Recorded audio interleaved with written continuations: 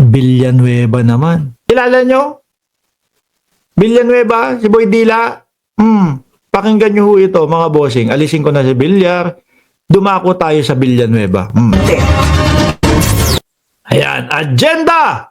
Mariing kinondena ng mga senador ang mga maanumalyang flood control project. Hugas kamay naman si Senador Joel Villanueva sa gitna ng kontrobersya sa kanyang probinsya. Si Joel Villanueva yung unang pumiyok, unang nagsabi na wala po akong mga kakilalang mga ganito, ganyan. Naalala ko yun, no? Wala po, sa senador naman po, sa Senado, wala naman po ako kakilalang mga ganito, ganyan, mga contractor, etc., etc. Yung pala, unang-una si Chis Escudero, naka-receive 30 million. Inamin ni Chis yan, hindi na maitatanggi, nabalita na Naka-receive 30 million. No, donasyon para dun sa kanyang pangangampanya. Sumunod si Villanueva, 20 milyones. Sabi, bawal daw yun. Siyempre mga kababayan, napakadaling intindihin na nun. No? Bakit bawal?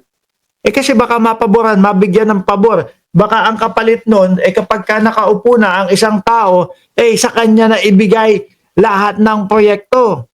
Ganun lang po yun. Maging bias na. Yung mga taong magbibigay ng magandang laban para sa gobyerno at saktuhan lang yung mga kinikita, walang mga overprice, wala, matatalo. Bakit to? Nabigyan ng pabor